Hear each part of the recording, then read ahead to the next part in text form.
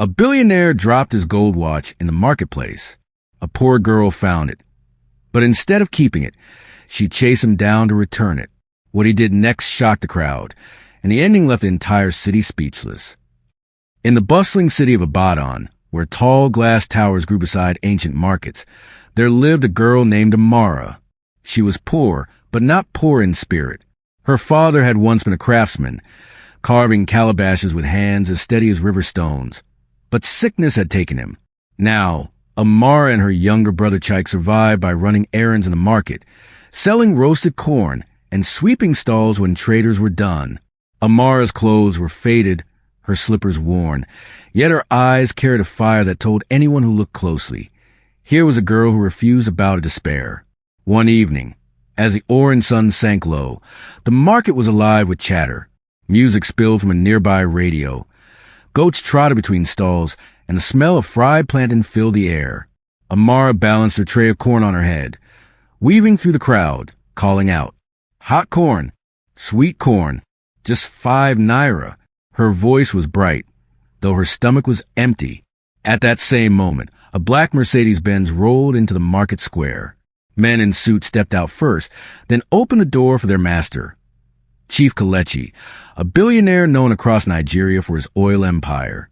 He was tall, his agbada flowing, and on his wrist gleamed a gold watch so bright it caught the sun and threw sparks across the crowd. Traders fell silent. Some bowed, others whispered his name. Chief Kelechi was not loved, but he was feared. To many, he was a man who could buy anything, land, companies, even loyalty. As the crowd parted for him, Chief Kelechi adjusted his watch, proud of how it glittered. He was meeting a business associate nearby, but he enjoyed the attention his presence commanded.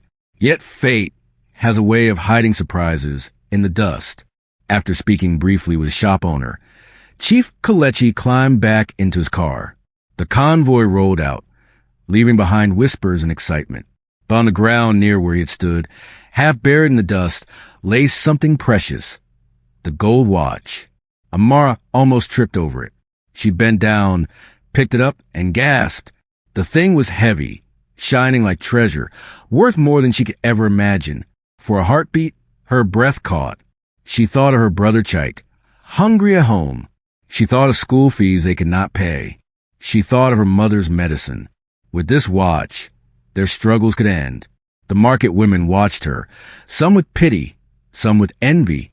One old man whispered, "This is destiny. She will sell it and rise." But Amara shook her head slowly. Her father's words returned to her. A good name is worth more than gold. So instead of hiding it, she held it high. "This belongs to Chief Kelechi," she said firmly. "I must return it." The traders gasped. Some mocked her. "Foolish girl, that watch could feed you for years." Others clapped, amazed at her courage. Amara did not wait.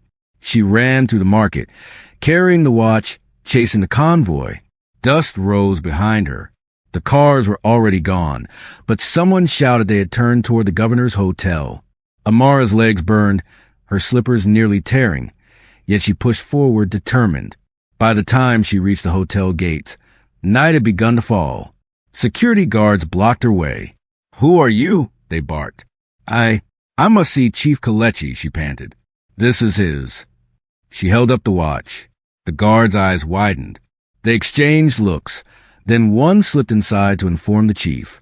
Minutes later, Chief Kelechi himself appeared, flanked by his aides. When he saw the watch in Amara's hands, his face darkened. He grabbed it roughly, then turned to her with a sneer. "You, a market girl? You expect me to believe you returned this out of honesty?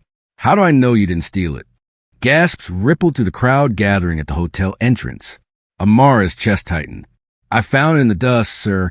You dropped it. I only came to return it." Chief Kelechi laughed harshly. "Nonsense. A poor girl like you, running in rags? You want to sell it, didn't you? Admit it."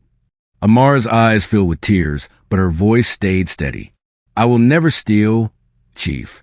The dust may cover me, but my name must remain clean." The crowd murmured, half believing her, half suspicious. Chief Kelechi waved his hand dismissively. "Guards, remove her." I have no time for liars. The guards moved toward Amara, but at that moment, a hotel guest, an elderly professor visiting from abroad, stepped forward. "Wait," he said firmly. "I saw her running through the streets, holding the watch high, asking for Chief Kelechi. This girl speaks the truth." The crowd gasped again. Chief Kelechi's face stiffened. For the first time, doubt flickered in his eyes. But pride would not let him admit his mistake. He snapped his fingers, signaling his aides to bring him inside. As the doors closed, Amara was left standing under the hotel lights, her chest heavy, her eyes wet. She had done the right thing. Yet instead of thanks, she received humiliation. But the market crowd who witnessed it whispered to the crowd, "The story is not yet over. The river that cuts stone begins as a trickle." The next morning, Ibadan buzzed with whispers. The tale of the poor girl who returned Chief Kelechi's gold watch had spread like harmattan fire. Some praised her honesty, others laughed at her foolishness, but all waited to see what would come of it. Amara returned to the market, her tray of corn balanced as always, but eyes followed her everywhere. The old women selling palm oil smiled at her. The young men carrying loads called her the girl with the clean name. Even children ran after her chanting, "Honesty, honesty." Yet Amara herself felt heavy. What good was honesty, she thought, if it only led to shame? Meanwhile, in his glass mansion, Chief Kelechi could not sleep. The professor's words haunted him.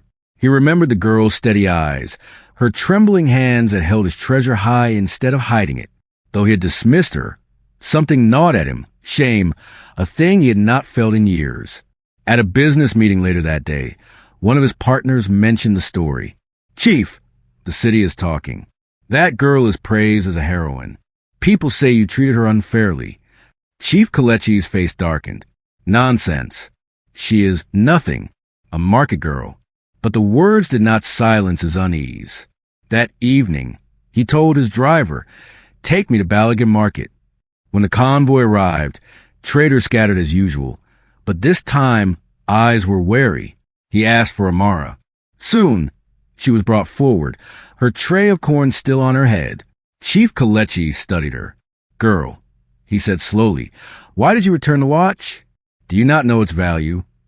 Amara lowered her tray and answered simply, "Chief, my father taught me, a good name is worth more than gold. If I had kept your watch, my belly might be full, but my name would rot. I want no rotten name." The market fell silent. For a long moment, even the mighty billionaire had no reply. Then, to everyone's shock, he did something he had never done before. He bowed his head slightly. "I wronged you," he said at last, his voice heavy. "I judge you with pride, not truth." Gasps rippled through the market. Some thought they were dreaming. The man who never bent had bent his pride before a poor girl. But fate was not finished weaving its cloth. Days later, the city's governor hosted a gala at the Grand Hall. Leaders, business tycoons, and foreign guests attended. Chief Kelechi sat at the front, his gold watch gleaming once more. When it was time for speeches, the governor smiled and said, "Tonight we honor a lesson in honesty. Let us welcome a girl whose name shines brighter than gold, Amara." The hall erupted in applause as Amara walked in, dressed in a simple but neat gown gifted by the market women. She looked around nervously, but carried herself with quiet dignity. She stepped to the microphone, her voice steady. "I am no queen, no princess. I am a market girl. But I know this. Wealth without truth is like a drum without sound. Empty. The day I returned that watch, I did not lose. I gained what no thief can steal, my name." The hall shook with clapping. Guests rose to their feet. Cameras flashed. Chief Kelechi sat stiffly, his cane trembling in his hand. For the first time in his life, the applause was not for him, but for someone he had once called nothing. His wealth could not buy such honor. His power could not silence such truth. As Amara finished, the governor smiled at her. "Young lady, your honesty has honored us all. From this day, your education will be sponsored. May your wisdom grow, and may your good name light the path for others."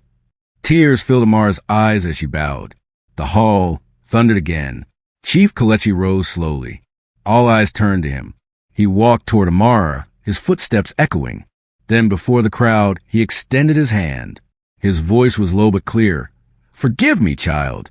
You are richer than I." The hall gasped once more. Amara, surprised, placed her small hand in his. "I forgive you, Chief," she said softly. "But remember, the dust covers both rich and poor. Only a clean name lives on." The griot's voice closed as a tale. Gold may glitter in the sun, but honesty shines in the heart. That day, a poor girl returned a billionaire's watch, and what he learned left the whole city speechless.